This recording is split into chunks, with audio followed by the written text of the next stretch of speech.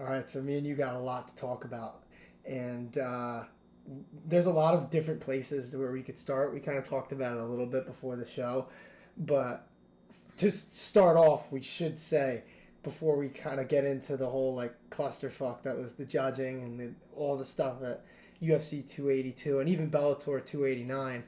Um, we should say that like UFC 282 was a fun event. Like literally up until the whole fiasco with the main and the co-main, every single fight was a finish. Like that was awesome. Like I was enjoying that card so much. That's kind of how it usually is, like, isn't it? With the cards that seem to not have as much name value and have more just like good matchups, we get these types of fights, and I'm glad we kind of did. But we'll get into some of those later, like all the main card, some of the prelims, and I don't know. Like I guess right now we'll start with the main event and we'll kind of just like riff from there about these main two fights here. But the main event, obviously, between Jan Blachowicz and Magomed Ankalaev was for the vacant light heavyweight title. Yuri Prohaska, legit like Warriors code about him. He vacated the title right pretty much when his shoulder got injured, saying that like I'm not going to be back in time, I'm not going to hold up the division. Just pretty noble of him, I would say. And so obviously now we got the title fight that we got, and I'll say this to start off, like Jan Blachowicz did a lot better than I figured he was going to do. I thought Ankalaev was going to beat the shit out of him, and he kind of did towards the end of the fight, but this was like obviously a lot closer than a lot of people thought it was going to be because they fought to a split draw. So now there's no champion still, and they booked a light heavyweight title fight immediately after the card, and I'll get into what I think the reasoning behind that was, and because I don't just think it's because of the lack of clarity personally, but yeah, I mean, I guess we'll start with just the fight itself. I guess, did you have any like scoring on it, or did you have like a thought on who won or lost, or if anyone did? Well, yeah, I have a thought on who won, and I mean, like this is, I guess this was close enough, but a split. I don't. The split draw wasn't the right. Like a split decision would have been fair. But split draw, just man, I can't believe that happened for a title fight. But if you're gonna ask who I thought won, then let's go on Ankalaev because of how he dominated like the end of that fight, those last few rounds, and just came up like Shoto like came up when it mattered. I mean, yeah, like Jan didn't even really know where he was. I don't even know why he got interviewed afterwards. It's like, Yeah, it's so funny how Joe Rogan's always like, and I was talking to somebody about this, but it is like Joe Rogan's always saying, "Oh yeah, I hate doing the interviews like right after the fight." I'm like, "Dude, why would you go out?" Like maybe yeah, I guess they might be telling him in his ear, like that's one thing to consider. I think But if that was just a choice by Joe, what a bad one there. I mean, I get that it was a draw, but and so you don't want to interview both guys, get their side of it. But yeah, I'm just spent the past. Literally, let me just say this before we go on, because you mentioned the championship rounds. So I was like looking at the stats. Jan Blachowicz was being controlled by Ankalaev for a total of 9 minutes and 22 seconds throughout the final 10 minutes of the fight. So that's literally 28 seconds of time that Jan had to do anything, and Ankalaev was in control the rest of the fight. Like, I I get like you said, like interviewing the guy because you gotta because yeah, it was a draw, but he just spent literally the last 10 minutes getting beat up badly. And round five to maybe a 10-8. I gave it a 10-8 personally. yeah, I don't know. It seemed like after the fight, people tried to like discredit how much Ankalaev was beating up Jan Blachowicz because like even Dana like he just he ignored how good he ended that fight. Like we all can kind of think of why he probably ignored it because the first thing that Ankalaev did was say that he didn't want to fight for the promotion ever again, and it's obviously a stupid thought to think that the promotion has any, I guess what's the word, impact on the judging. Like we'll get into who really has the impact on that and who's just screwing everything up. But the UFC, whatever, despite what people like to believe about them, they don't have anything to do with it. And Ankalaev even said as much afterwards. It seems like both of them were pretty banged up and they're just spitting nonsense in that post-fight interview. That was just a really weird ending to like a great event. And like I personally, because I told you. Well, I mean, yeah, because I would, like, what I think, to me, I feel like, and at least speaking for Blachowicz's case, because, you know, like, obviously Ankalaev is convinced he won, but not even Jan Blachowicz is convinced that Ankalaev won. I'm sure he would have rather just Ankalaev won and became the champion than nobody wins. Yeah, and there's no like champion. There's no. Yeah, you're right. There's no. I can't think of the word. Oh my god. There's no clarity. God, I don't know why I couldn't think of that, but there's no clarity, and it sucks too because Jan did really good. Like for rounds, I gave him rounds 2 and 3 personally. I think you could have gave him round 1, and I'm pretty sure. Let me read like the scorecards for this one because I think.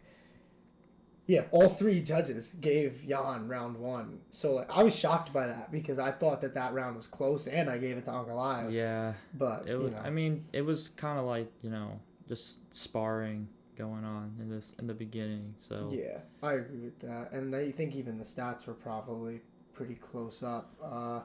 Yeah, Ankalaev outlanded him, but he also threw more. So there's that. I don't know. That round was really close, but I gave it to Ankalaev. But rounds 2 and 3 I gave to Jan because he was doing some real damage with those leg kicks, man. Like that might be a way to like actually combat Ankalaev's style that not many people have been able to like exploit before because he was really doing damage. And obviously Jan has more power than the average 205er, but I don't know. That was a pretty good strategy, and I had him up going into the championship rounds, but then obviously Ankalaev just completely took over. Yeah. So I had it 48-46 Ankalaev because I gave him 10-8 in round 5, just barely, but I gave it to him. Yeah. I don't know. It's such like.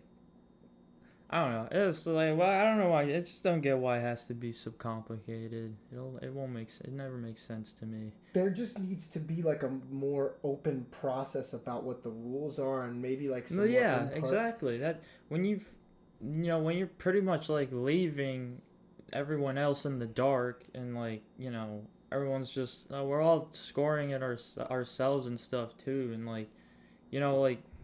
Which gets you to like a consensus of like, alright, this is how like the majority thinks how this went. When you have like just only 3 guys who the only ones that really like know like this rule book and stuff. Seems like they don't know it though, because they all have such different standards on how they like, I guess, exercise those rules. It just makes no sense. Well, yeah, that's it. And that's the thing. They put like their own spin on it, and that's what's like. It just. It's bad enough that like us as fans don't really like understand how it works, and then you have the judges themselves just putting like I guess like ego or whatever. Like it's not helping anything. Yeah, I don't know. Like it gave like a lack of clarity on a fight that was very close, and like I think it is hard to declare like a set winner. Like this one isn't as bad as the co-main was. Obviously, but no. I mean, we can kind of just go to it because that one was. There's a lot to talk about with that one. Oh my god! And we were just talking about wild scoring, but this one was so weird to me because it was. I think was it split decision? Yeah, it was split decision.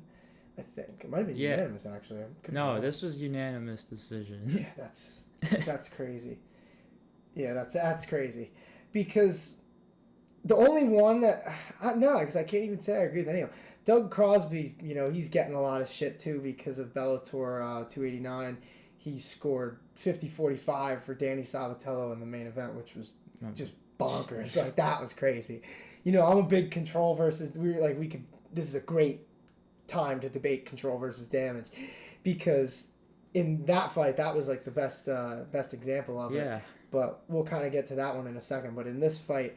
That was the same case because Jared Gordon, he was doing really good in the grappling, but the thing is he was doing good in the striking too. Like the way Paddy's trying to play this off after the fight as if like he was like one-sided whooping him and creating so much damage. What damage was he creating? Like I understand he was hitting him, like he hit him with some good shots. Like I'm not going to say that he didn't. And honestly, like for Paddy, I'm impressed by the fact that he was able to like land so many shots in like bad positions. Like I remember in round 3, there was a point where Gordon had him on the cage, and Paddy was coming up with knees to the head and like landing them pretty like cleanly. I was like, damn, I was like, that's pretty impressive. He's a good striker. He's got like, well, let me rephrase that. He's a pretty good striker because like he's got the skills, but then like him keeping his chin up, it's his boxing that isn't as good. His Muay Thai is pretty solid, but his boxing's not. Because that's how he was getting clipped in round 1 with like all these counters by Jared Gordon. He was hitting him with counter hook after counter hook, and he was doing good with the grappling in that round too, Gordon. So, and then Doug Crosby and Ron McCarthy both gave round 1 to Paddy Pimblett, which is like, what? And then Chris Lee, he gave round 3 to Paddy Pimblett, which I thought was like the clearest round for Gordon. Like, I'm like, you could argue. Yeah, that was a 10-8. I don't know about that. That wasn't a 10-8. But there was a 10-8 in that fight. No, there was not. Are you kidding me? Yeah. No, I'm not kidding you. No, there's not. I'm looking at the score. Like, you're saying, you think that? I think there was, yeah. When? What round did you? Round 3. You think? Yes. Jared Gordon landed like 4 punches. Oh, well, I mean, here's what I'm trying to get at about that. Because, like, there's no denying that Jared Gordon did so much, like, the scorecard went 30-27 Pimblett when it should have been the other way around. No, they were both 29-28. I'm looking here. I'll tell you like the actual, and I'll tell you what rounds they gave to. Crosby gave Pimblett rounds 1 and 2, 29-28 win for him. Chris Lee gave Pimblett rounds 2 and 3, and he won 29-28. And then Ron McCarthy had the same scorecard as Crosby. So it's just the rounds that I don't understand. Like, the only one that I agree with is the fact that they all gave Paddy round 2 like unanimously, because he won that round in my opinion. Did better, like, because Gordon, he had a little bit of control, but for the most part Paddy was just picking him apart on the feet, and like it was a close fight. Like, I'm not saying like it was super. Originally I kind of thought that it was like a robbery. I still kind of think that a little bit because I can kind of see where people are coming from with Paddy, because he did a lot of like he was doing way more damage. But you can't just ignore the fact that he was getting just controlled the whole time. Like, he wasn't doing enough to counteract that control time. This doesn't mean it's right, like, whatsoever, because it's not. But I get why they did this and why Dana White said what he said afterwards about Jared Gordon letting, like, the last round get away from him. You know, like, probably like going in like thinking like, all right, he's already got this fight won, just gotta like cruise and then not get finished and you'll be all right. But honestly, before you continue though, I don't even know if that was the case, because if you watch the fight, his corner, like before round 3, they said it like they think it could be 1-1 and you need the round. So that was him fighting his ass off, but he was just trying to grapple him pretty much. But like that's why I kind of didn't want to put it as a 10-8, and like I'll kind of compare it to the main event, because I gave Ankalaev the 10-8 in round 5 because of the damage that he was landing. He was landing all this ground and pound. The thing with Gordon, like, let me pull up like the number. Yeah, Jared Gordon, he landed 21 total strikes in round 3, which is actually tied with the same that Paddy landed. Paddy actually landed more significant strikes, which is kind of crazy to think about. But Gordon almost had 4 minutes of control time, which is the big thing.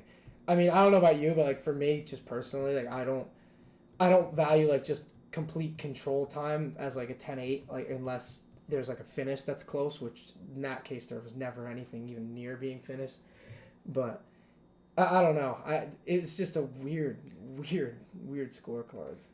It's just, to me, it's like if Gordon's the only one that had to fight for the finish from the start.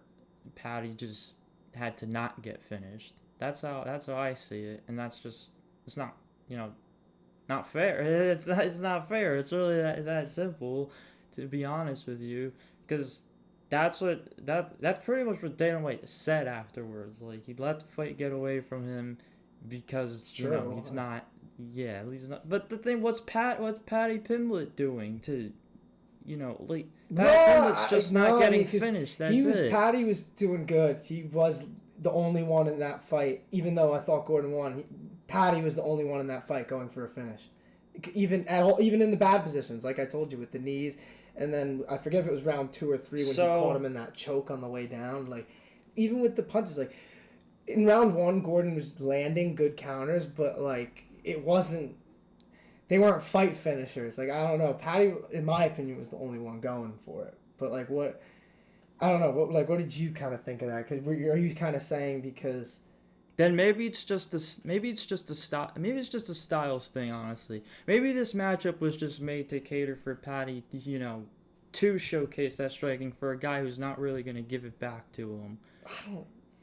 I don't know personally, because Jared Gordon's not bad. Like, I think they're trying to move him up. Like, to the point where he's fighting guys who aren't ranked but are, like, good fighters and good, like, tests for him. Because Gordon's got pretty good... He's good all around, honestly. He's, like, a pretty good... Really good grappler. And his boxing, like, it's kind not the same as Paddy's, because I think, like, his fundamentals are a little better. Hold on. So, do you think... Are you saying that you think he's a better fighter than Paddy Pimblett is? Or is just... No, but I think he has better, like...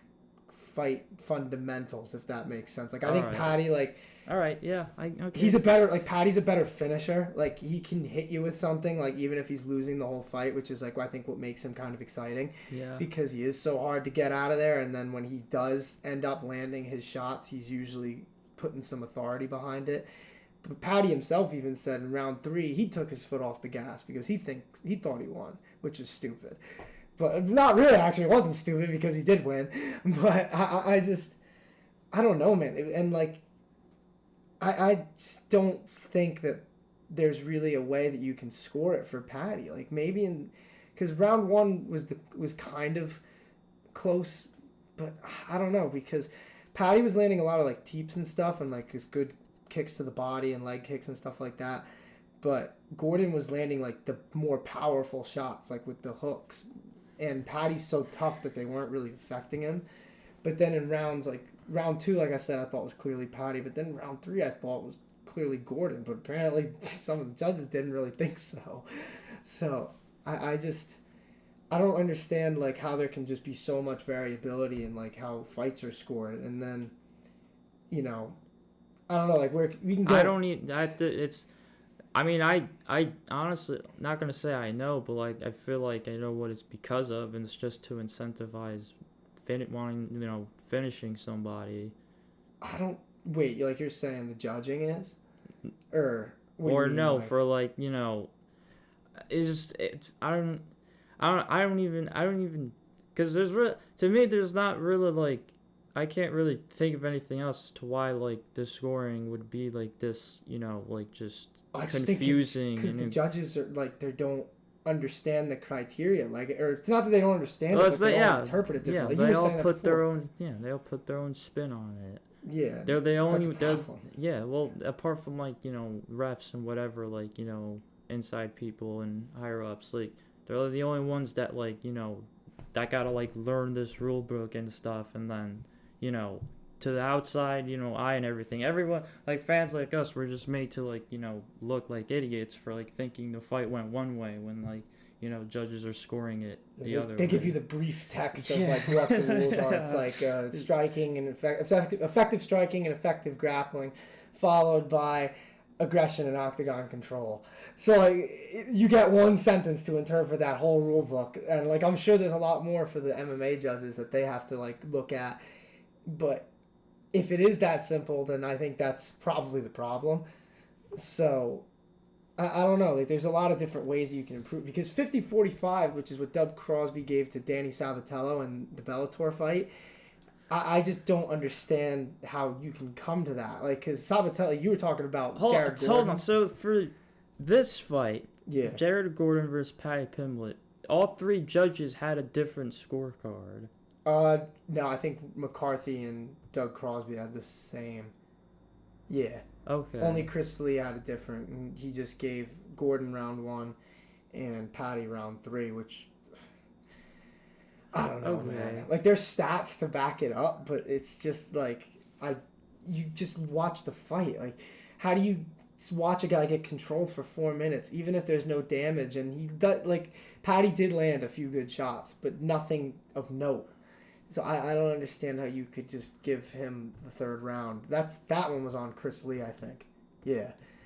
And it's like, I think it was Luke Thomas who said this, like the Nevada State Athletic Commission, they give us like just enough so we can like shut up and say that they're not like being withholding, but oh, so it wasn't this fight because was it? So then it was the main event that had all 3 judges with a different scorecard. probably. Let me look real fast. Yeah, it's either one of these fights, and that's just that's what I just don't. That's what I just don't get how that happens. The main event scorecards for Mike Bell, he had 10-9 Jan for the first 3 rounds, and then 10-9 Ankalaev for the last 2. So he had 48-47 Jan. Then for Derek Cleary, he had 2 10-9s for rounds 1 and 2 for Jan Blachowicz, and then the last 3 rounds, or rounds 3 and 4, 10-9 Ankalaev, and then round 5 he had 10-8 Ankalaev. So that's a bit interesting. And then Sal D'Amato, he's the one who had it as a tie because he had the first 3 rounds for Jan, then round 4 for Ankalaev, and round 5 was 10-8 for Ankalaev. So 47-47 there. It is interesting. Like, if the rules are good, then why are there so many people interpreting them that differently?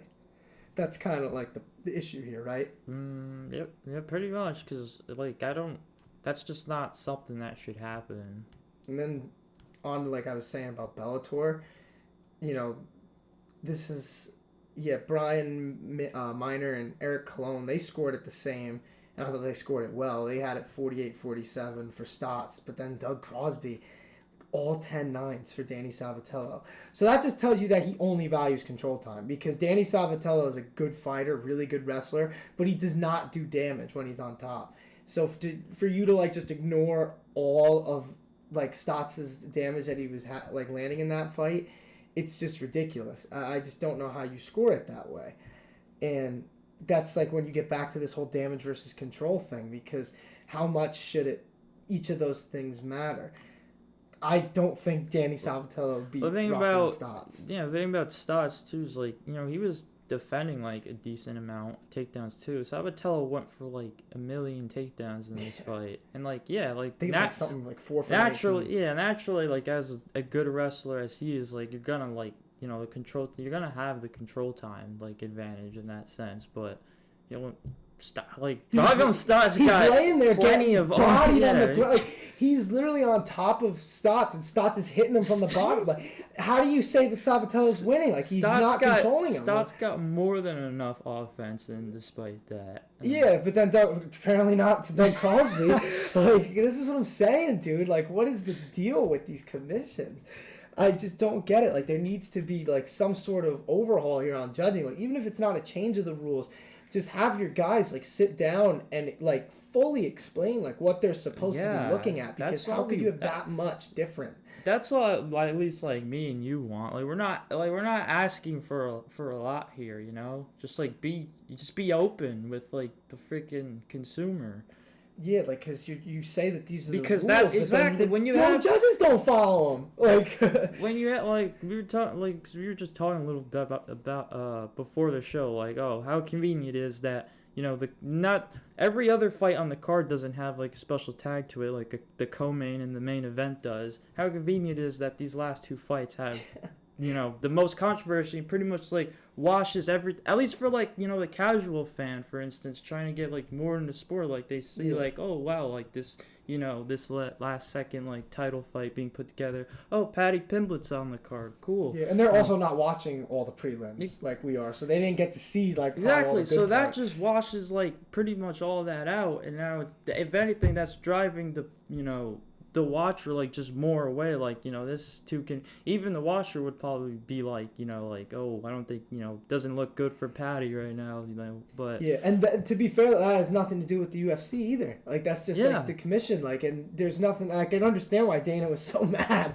after the fights, because he just seemed like in a bad mood. And that's like really unfortunate too, considering like how many UFC events are held in Las Vegas, so like including the one that's next week. Yeah, so exactly. You literally have, the Apex where a bunch of fight nights go down, like, in Vegas. So, like... Yeah, you gotta worry about that. Yeah, and that's because it's not like, yeah, it's gonna just drive more people away, and that's like, that shouldn't, like, yeah, like, Yeah, that's it the feels like last thing you boxing. want to do. Yeah, Like, yeah, that's what I it was feels. It seeing, almost feels like yeah, boxing.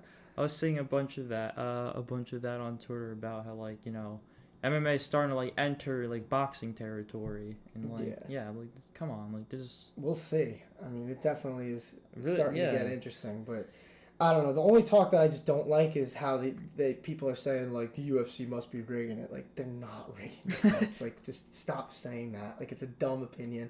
Everybody who says it never has a shred of evidence behind it. And nowadays, the only one that they do is James Krause, which I don't understand how that relates to the UFC, because it's not like Dana White told him to bet on the fights.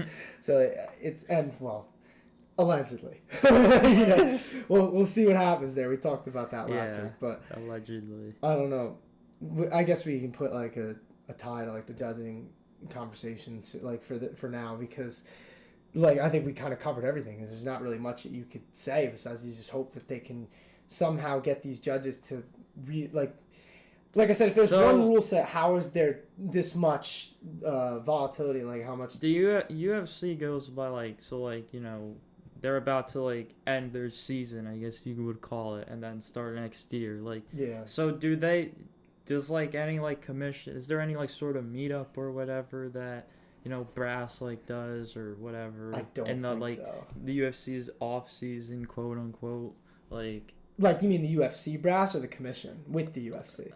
I guess both. I guess really, like, you know, who has like the most say in, like, you know, determining how, you know, like, I guess rule changes, for instance, or like, you know, I'm sure scoring, whatever it is. I'm sure they have like their powwows or whatever, but like whatever they're doing at the Nevada State Athletic Commission one clearly is just like ridiculous. And like I saw the point get brought up about even like years ago. Like this is not new, not just with judging, but they're just incompetent and they never answer for it. Like Nick Diaz, for example, when he tested positive with the marijuana like thing in his sample, they basically ended his career like until they had to walk it back because everybody shit on them for it.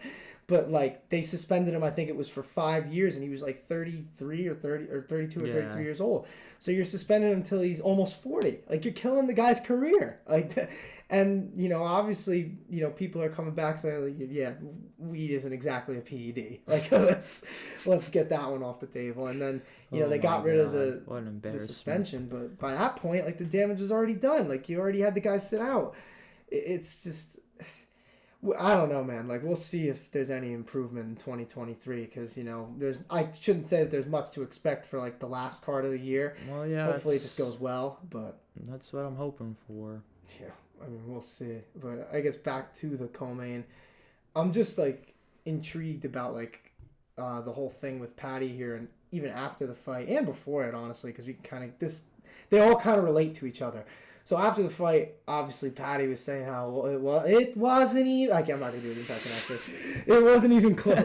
It wasn't even close, which is a little crazy to think. But you know, I understand it being like, you know, him being the fighter. He wanted to say that he won the fight, but the whole thing with that is like now it seems like he's just so mad about what people think. And like I'm starting to notice something about him, and I get that he has to focus on it a bit because it has to do with like his following and like the money that he pulls in from that, but he just has like this obsession with what people think about him. When I always say this, like the people who have the most obsession with like what people say about them are the ones who always say, I don't care what people think about me, because if you really don't care, then why are you saying it? Like that's like, because you know, unless it's like a certain type of situation, but like for the most part, if you're constantly saying I don't care what people think about me, odds are you probably do. So he's talking about this after the fight, and like I said, if you don't care what the fans think, then why are you calling them? Why are you saying they could quote suck your asshole? You know, like it's a bit harsh, but he's just like he's mad that the fans didn't think he won, and then he was getting mad too about how the fans were getting on about the whole Ariel Helwani thing, and that was like that's a whole other thing that you can get into. I mean, I don't know if you want it before we really do, because we're gonna do a deep dive on the Paddy versus Ariel thing. Like personally, like just me, I gotta like have a whole rant about this because as you know, I'm like literally in school for like journalism. So I'm learning about like the ethics and stuff. Been learning about it for like a couple of years now, and so it has there's like a personal interest in it for me.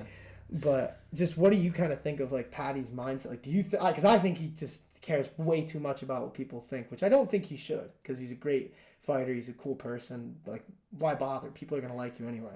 Well, it kind of goes as like, I mean, yeah, it does go on. It says like a two-way street with the UFC wanting to like push him as like the, you know, their new face, like the golden boy, and then Paddy, you know, knowing like that's what like, you know, the UFC is trying to do, and then, you know, whatever he can do to, you know, make sure like, you know, he's on his best behavior, you know, not, you know, giving everything the UFC wants, you know, like we were just talking about the fight, you know, fighting for finishes and stuff, just being, you know, being like a polarizing figure, like that, like that's exactly how it goes. The thing is like, is he at this point now, is he even really doing it in like his own way, like, or is he just being like, he's not really like, I guess like being like Paddy, like the baddie, like coming in, like everybody's so like, you know, enamored by it, and then now it's like he's kind of just like,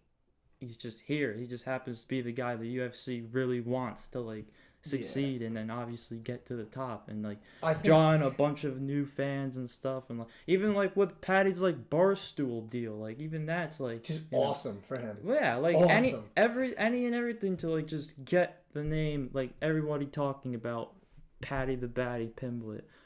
That's just how it goes. And when, you know, when you're pushing for that, and then when you are like, you do have like all this attention around you, you bring all this like, you know, you bring all this outside like, you know, attention to you, and like all these new fans just because of you, like I guess like naturally like you're gonna like, even though you're gonna claim that, you're gonna like wonder like why like people are now like, you know, catching on to like what's really like going on, and like you don't even really realize like, I guess in Paddy's instance, he doesn't even really like realize like the antics. It's kind of just like, oh, like this is what I like, this is what Conor McGregor did in a way, like this is how he got to the top, like so this is what I'm doing. But it's like, that's what I'm saying, like is he really being like his own, you know, unique self, or like, I kind of think he is, because his stick is like, it's not like Ian Gary where he's like completely just copying Conor. Yeah. And by the way, I wasn't so emotionally touched that I was crying by what you said. I got something in my eye midway through. I think it, like something from my hat like just came into my eye. Yeah, and dude, I'm like sitting here, I'm like, oh my god, like I'm dying. So just so you guys know, I'm not like in tears or nothing, but pretty much I kind of like, I somewhat agree with you, because you know, he's definitely putting on like some sort of like shtick. Like I think it's kind of like Colby in the sense that he's just kind of turning his own personality up into like an 11, and like some. Well, yeah, and that's why it doesn't feel like it's coming off natural anymore. It's coming off forced. Well, now he just seems like to be mad about like the fact that people are like calling him out, like that he's maybe. He just seems like he's mad that people are saying he's not as good as he thinks he is, or as the UFC thinks he is, and I think that's fair, because like, you know, he's a human being. Like, you know, you're gonna like give a shit if you're putting in all this work and people are saying that you're not that good. But to be like not self-aware enough to realize that was like a close fight, and yeah, I get that he probably didn't watch it back like before saying all this stuff, even like in the press conference, but I just didn't like it at all. And you know, he's kind of just like I said, I think he just cares too much what people think, like in the sense that it's just like it shouldn't affect him as much as it does, because he's a good, like I said, he's a good person, good fighter, and he has all this stuff. He's got that Barstool deal, like you mentioned. You know, I don't think he should care what people think personally. Like what me and you were saying should be the last thing on Paddy Pimblett's mind, but it seems like it's the first thing that's on his mind, and I don't think it's really his fault. I almost blame the UFC especially for that. Like when you're literally in a sport named mixed martial arts, and art, like for instance, something like, you know, whether it's actual art or like music, something like that's completely like opinionated. Like there's no really right or wrong to it, you know? Like, True. you bring your own style and, like, you know... Yeah, you're right. Yeah, you bring your... Yeah. And then, so in that case, it's like, you know, Paddy Pimblett's the one doing it in the cage, like, training constantly and then actually getting in there and fighting somebody. Like, so what is all the outside, like, you know... It's not... I mean, even, like, you know, I guess it's like... Because to me, this comes off as, like, if a fighter, like, just straight up better than him tried to, like, pass down some, like, constructive criticism to him, he wouldn't take it well. And well, you even heard him talking, he just, some of the things he says, like, it's so, and I get that he believes in himself like no other, but it's, like, almost delusional. Like, he was talking about Islam versus Charles Oliveira. He said he would have put up a better fight against Islam versus Charles. Mate. No, you wouldn't have. Like, no, you wouldn't have. That fight would have been over in about 3 minutes. So let's not get crazy here. Maybe in the future, but not right now. And it's just, he holds on to things so much, and like and you know, this is something, like I said, I wanted to get into with him and Ariel. Like, you know, that happened like a week before the fight, and it was on his mind enough that he said something about it. The first thing he said in the post-fight interview was about that, or the second thing after that, it wasn't close, which is a bit crazy. But he said to Joe Rogan, like, the thing that I thought was hilarious. He goes, "If you contacted my management to see what about my payment for this interview," obviously referencing the thing with Ariel that he started. Like, I just don't get it. Like, you know, everybody, like, says who hates Ariel, like, he's trying to play the victim. How? He didn't even start the situation. You're going to get mad at him for responding to something that somebody said about him that was proven to be a lie? Like, it was, and Paddy said that he has more to say about it this week. So, I mean, if there's more that comes of it, we'll talk about it for sure. But with the information that was given so far, for anybody who doesn't know, Dana White went on Paddy Pimblett's podcast, and they were talking about, like, a lot of things, and Paddy, I don't even really know why, he just kind of, like, just completely just tore apart Ariel, just calling him all these things, rodent, like a snake. It's just, I don't know, I thought it was messed up because he just kind of came at him, like, personally, and, like, he came at his integrity, saying that he claimed that Ariel wanted an interview with him, and he wanted it so badly that he was trying to get his manager and him to turn down paid opportunities to go on the MMA Hour. And Dana obviously hates Ariel Helwani for many reasons. For those of you guys who don't know, Ariel's obviously been in the game since, like, almost the beginning, like mid 2000s, so long before us. And you know, him and Dana weren't always, like, enemies and stuff, but it kind of, like, boiled over like the course of, like, a few years. You know, Ariel obviously he's a good journalist. Like, anybody who doesn't think he's a good journalist just doesn't understand the art of it. But, and I hope you kind of, like, let me just, like, really go with this one, because I really just want to, like, go explain everything that I think here, and then, like, I'll kind of, like, ask you what I guess you think of that. But because this, like I said, this personally for me is just, like, it grinds my gears. But Ariel came back on his show. Well, actually, first let me clear up what I was about to say.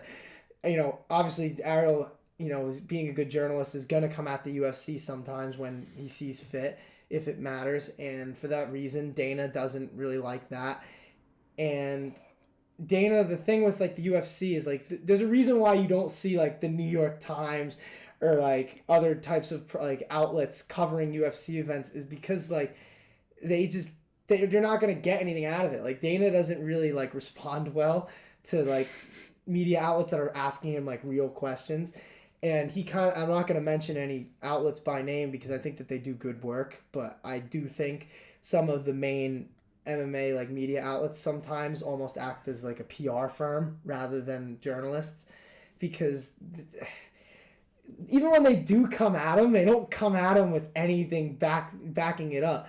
Like, we've talked about this before with the fighter pay. Like, they'll ask Dana about the fighter pay, and he'll be like, "Well, what numbers do you have to back it up?" Knowing full well they have nothing.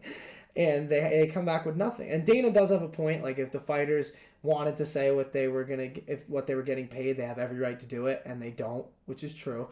But the thing with Ariel that really, like, made it come to a head was that UFC 200, Brock Lesnar obviously came back from the WWE into the UFC, and they had this whole promotion or promotional package that they had laid out. Ariel leaked the information that Brock was coming back like a day before it happened, and the UFC obviously was very angry at this. They kicked him out of UFC 199 very like forcefully, I'm pretty sure, and they took away his media credentials, to which Dana White got bashed by everybody because you shouldn't do that. And he gave him his credentials back. Ariel comes once in a blue moon pretty much at this point to ask questions now, because a lot of reasons.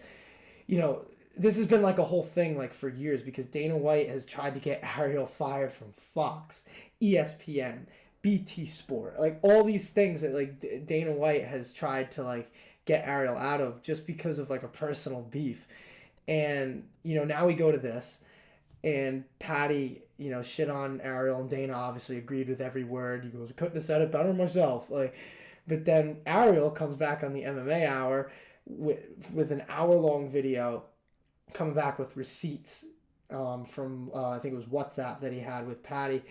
And he played a voice message that confirmed that Paddy was lying about the fact that Ariel was the one pestering him for the interview, because the voice note literally was Paddy saying, like, you know, he's like, I'm going to be in New York. I wonder if I could, like, play it. I'm going to see if I could find this real quick.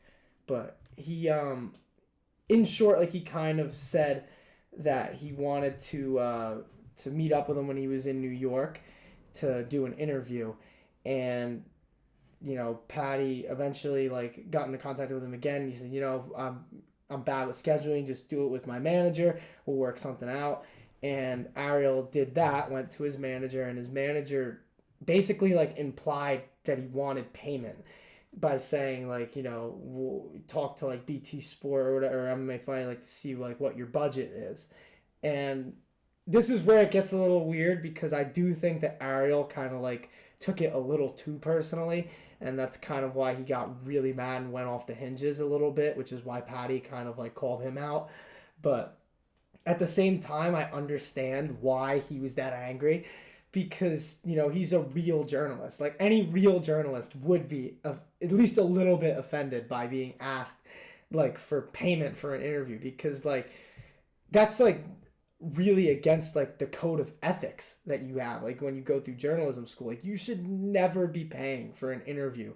And, like, you don't even need to go to college to think of why you shouldn't be paying for an interview. There's a conflict of interest there, you know, because then the athlete or whoever is being paid by you, which might make them act differently. They might not want to offend you at what they say. They might not be real with you because they want to get paid again. Like, it's just, I don't know. Like, there's a lot of reasons why you shouldn't be asking for payment for an interview. But then you go past that and you look at, like, normal sports. Like, you see athletes on ESPN, or, like, they get interviewed by newspapers and all these other outlets. They're not getting paid for that. Like, that's just, like, that's journalism. They're being asked questions as part of their job. Like, and you know, maybe you could make it fall into, like, the fighter pay situation, but I don't know, man. Like, this was really weird, like, him just calling out Ariel for no reason, and then now Ariel coming out with this rebuttal, which basically disproved everything that Paddy said, which is the first domino that kind of fell this whole fight week, with people shitting on Paddy. And then obviously the fight didn't help him out very much. But, like, the ethics thing is what just bothers me here, because, you know, Paddy kind of, like, makes it out as Ariel playing the victim, which might be a little bit, but, like, he's not wrong in what he's saying, because for a journalist to, like, take money for an interview is really, like, just bad. Like, that should not be a precedent that should ever be set. And it's different, like, when you're going on things like Barstool and, like, I would call them, like, appearances rather than interviews. But, like, when you're in an interview with an actual journalist, like, none of these athletes you see are getting paid, and none of them would ever even ask to get paid, because they know that that's dumb. Like, and it's not right, and it's against their code of ethics. So, I don't know, like, I texted you about this. Obviously, I went, like, pretty much in on Paddy initially, and I've kind of softened it a little bit, because I do kind of think, like, you know, Ariel did kind of take it a little too personally. But like I said, I get it. There's an ethics problem here. But what did you kind of think when this whole thing kind of came out? I mean, I wouldn't even for just based off what you just said right now, like I wouldn't even really say like Ariel took it a little too personally, because like this is a guy that like it's just crazy how like quick like somebody can switch up when Paddy Pimblett was essentially a nobody in like what was it, LFA or Cage Warriors, yeah. Like Ariel had him on his show, and like they have this really like nice like just nice relationship. It seems like Ariel is like just simply rooting for his success and like think like he's gonna be something one day. And now that he is something, and it just now because he is something, it's like all right, like you want me, like I'm like the prize here, like you need to like no give me my worth. And then like yeah, like that you definitely should be able to like be taking that personally, because it's like dang, like it's like you just forget like like where like how this started and all that. But it's yeah. Can I say this too? Besides that, and one thing I should have said is that Paddy's manager is the promoter of Cage Warriors, which is like a pipeline organization of the UFC. And like even Ariel said it, he's like asked like fighters from the UK how hard it is to go from Cage Warriors to like Bellator or the PFL or these other promotions that offer more money, for one, like, which is crazy. Like that just shows like a little bit about the promoter of Cage Warriors, the fact that he's basically like not directly screwing his fighters, but he's definitely giving them a biased opinion. Like you don't see Scott Boras in baseball, like one of the biggest agents there. You don't see him wearing like a Yankee hat and telling his people that they should only go to the Yankees. Like that's not something that an agent does. Like an agent is always looking for the best for their client, not another promotion, which is what the Cage Warriors promoter is kind of doing and what he's kind of doing with Paddy. And like yes, the UFC has the most exposure, but at the same time, and then there's like so many other things that Paddy said that was just crazy too. He was saying that Ariel makes money off fighters, which is one ironic because dude, look who you're sitting across from, man. Dana White is making like hundreds of millions of dollars off fighters, much more than Ariel has made and will ever make off fighters. And Ariel also said too that like you could ask MMA fighting, so I'm sure that like if he honestly, I believe Ariel like in this situation. Like if he's saying that you could ask like his higher ups if he's ever been paid for like for doing like the MMA hour like outside of the direct like payment for being a journalist, which is the other thing that was funny to me because he's saying that Ariel gets paid. Of course he gets paid. It's his job, dude. Like he doesn't like he's a journalist for a living. Like yes, he's covering your sport, which technically would make him seem like he's making money off but fighters, that's just not straight the case. that's straight nitpicking. And like he's covering the sport, like the guy's trying to provide for his family, and you're just like journalism's a job, like whether certain like, and this is what makes it so weird to me because in other sports you never see athletes coming at the journalists like this. It's like fighters are so short-sighted when it comes to what journalism actually is. Like journalists are not cheerleaders.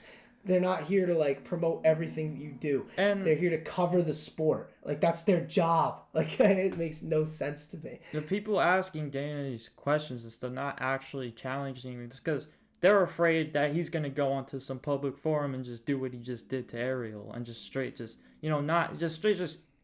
insult somebody as much as he can to like just it's like come on, like yeah, dude. We're all grown here. Like let's like let's cut out like the 5th grade insults and stuff and like talk like just. Well, he called you like he calls him like a piece of shit and all these things. Paddy called him a rodent and like all this fucked up stuff. Like, but they don't have anything behind that. Like they just call him that. Like that's all you have, and like with Dana, like I said, it goes a little bit further than that. Because there are reasons why I think he doesn't like Ariel and might be a little valid. Because with the whole Brock Lesnar thing, it's like a he said, she said type thing. Because Ariel claims that the UFC never told him not to put anything out. And the UFC has kind of been weird about it, which is why I kind of tend to believe Ariel in this case. Because the UFC has said they did tell Ariel not to leak the information, but then they've come back and they've said that, well, Ariel should have figured that he shouldn't have leaked it. Well, if you're saying that he should have figured that, that means you didn't tell him. So Yeah, it's it's an industry that you like not even need to have thick skin like going into. It's something like you just grow. Ariel Helwani said it himself in that episode of the podcast as he's talking about this. Like his skin just grew more and more thicker as his career went on. Like that's how you maintain longevity. That's how you become who Ariel Helwani is. A lot of these reporters or journalists, they're either just comfortable with what they already are, or they're like that's the case. Yeah. Whatever. I don't know what you were gonna say with the next part, but the first one I agree with. Yeah, like, that's pretty much what it is. You get complete media access to the UFC, to its fighters, and why would you want to lose that? Like I completely understand it. And the thing with Ariel is like he's too good at what he does to get like pushed out like this. He cares too much, and that's why he is who he is, and that's why everybody else is not really like known all that much. Well, Dana White like tried to get rid of him when he was on Fox because like he didn't like him, and then on ESPN he tried to get him. He tries to get him away from all these job opportunities and stuff. But Dana doesn't care about him though. Doesn't even know he exists. Like that's like the thing. It just pisses me off, dude. Like, cause you're mad at the one guy who's like he talks about, oh well, there's some people in this sport who aren't real journalists, which is ironic because the people who he says that about are the only ones who are real journalists. And you're just completely berating pom poms. Like, it's just oh god, man. Like it just makes me so You're just completely berating the guy who is a real journalist. Yeah, because a real journalist is going to be unbiased. Like, and people say that Ariel's biased against the UFC because of this. No, he's not. Because what is he saying that's not true? And he's not biased against the UFC. He talks about them all the time. Like he talks about how good they are. He talks about their pay-per-views. He talks to their fighters. If he didn't like the UFC, he wouldn't talk about it. Like that would be his way of getting back at them. Why would it's just? But then he doesn't like the guy up top, but the guy up top has the most talented roster in all of fighting. Like, and it has nothing to do with the fighters. Like his whole beef is with Dana. It has nothing to do with the UFC as like a company. Like it's just. When someone's coming at your job at multiple times, and like he even referenced the BT Sport, which I didn't even think of because that kind of happened like more low key. He was there with the UFC, but now he's only doing the WWE stuff. Why is that? Like that's it's just what I'm saying. Like it's amazing how in MMA it's so different than other sports. How like you can't be real about it, like, and that's like kind of I think what we're trying to do here, like literally, like I was kind of just hitting on before, with literally any art form, you should be able to look at it objectively, and that's what a lot of these people are just like. Not that they can't do it, it's just they're not, they don't care enough to do it. They're fine with where they already are. They had loved the, like you're just saying, the media access and all that. You can talk to the boss and I think that go on with your day, get paid, and provide for your family. I'm not gonna like name names because, like I said, there's good like they do the companies that I'm thinking of. They still do good things for the sport, but like one company that comes to mind that I like is like Ariel's MMA Fighting. Like they have some reporters that go to the events and they ask like pretty decent questions. They have reporters on their staff that are good, including Ariel. Like I think they do a good job. Like there's companies that do a great job. It was able to take all the opportunities he gotten prior and beforehand, all the experience and knowledge he's taken, and then create his own thing. Like he has his own brand. Exactly. Like, he's paid by MMA Fighting, but like as we've seen, Ariel can do whatever he wants. Like he's in the driver's seat when it comes to his career. It's inspiring. Yeah. It's amazing. It's honestly amazing because if you look at all the times that people have tried to push him out, of the sport, that too. The fact that he's not only oh my goodness, dude, he just all this BS that he has, all this outside, like whether it's true or not, it's just like all this other. It's more like these people caring so much more about like what he's doing and like just not just like just let him let the guy do his thing. Like he's doing a really good thing. Yeah, people go to Ariel because they know Ariel's right. And like that's the thing. Like with journalism, it's like it's accuracy is one thing, clarity is another. And Ariel does both of those like perfectly, because you never see Ariel having like an arson judge type situation. He's always ready to defend himself too, which is like unfortunate that it has to be like that, but it's like that's that's just part of the game. That's part of what being the most heralded journalists in fighting, also mixed martial law. Yeah, you kind of have to, because Paddy and Dana, they're coming at like his journalistic integrity, and they're just coming at him anyway. They're literally saying like he's and that's how he's a content creator, not a journalist. Not true. Yeah, but I don't know, man. It's a very bad look, in my opinion, for Paddy to just kind of like go at Ariel and then just get completely it's not ripped apart.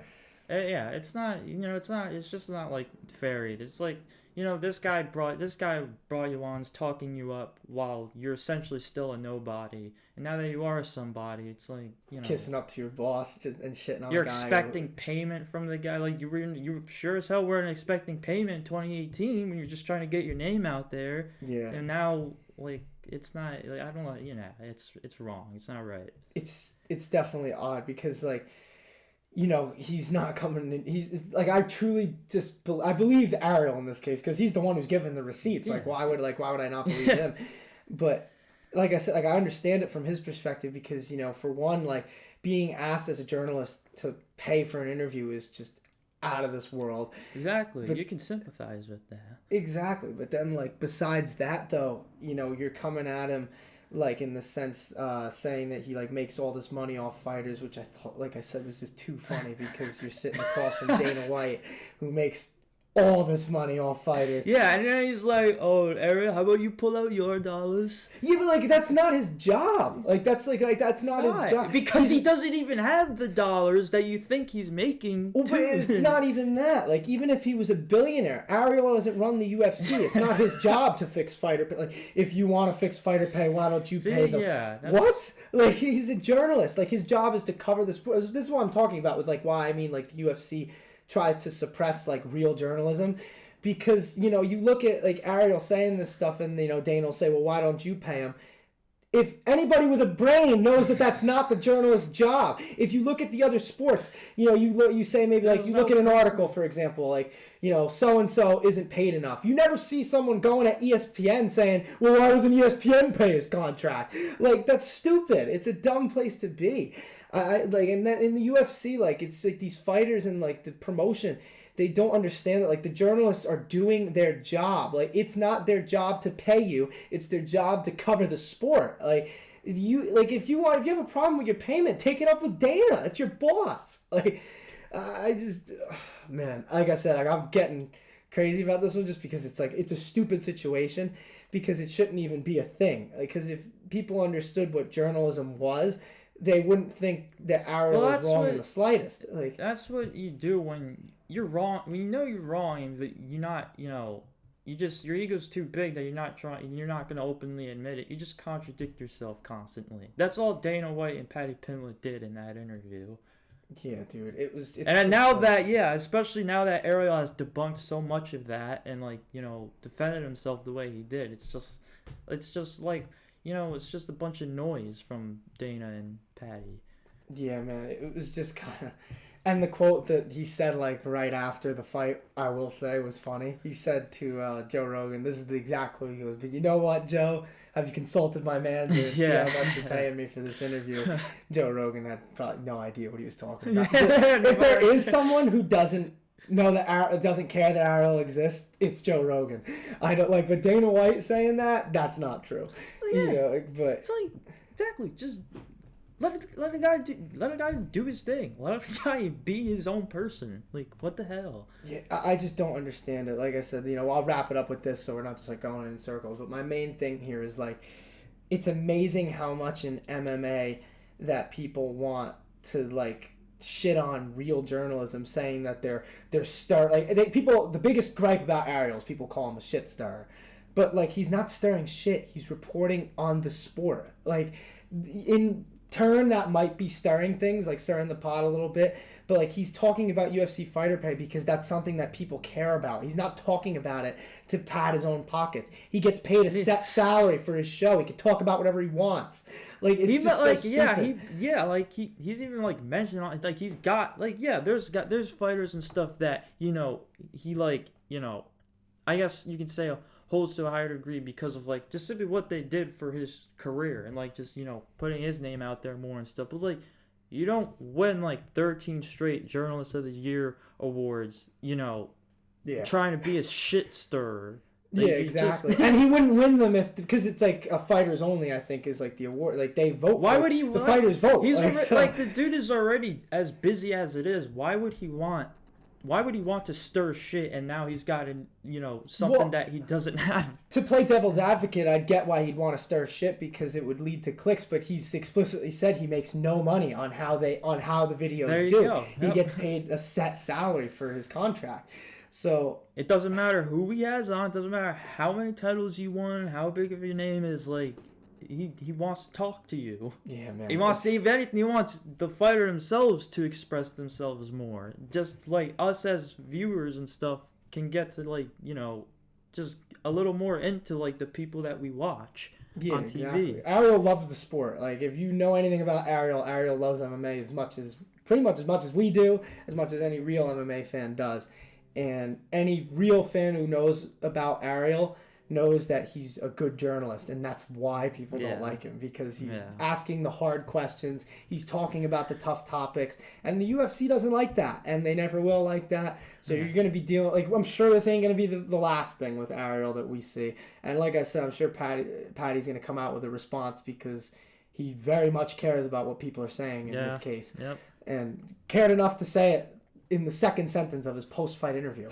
So I don't know, man. Like I want to say this too to end it. Like I like Paddy. I still do like Paddy, but this situation for me, like really just that was bad. Like it was a bad look.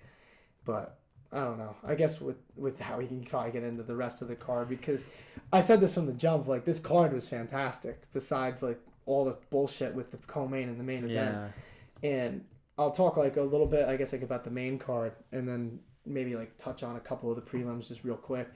But there were just a few great finishes on this whole card. Like Ponzinibbio had that great comeback win versus Morono on short notice.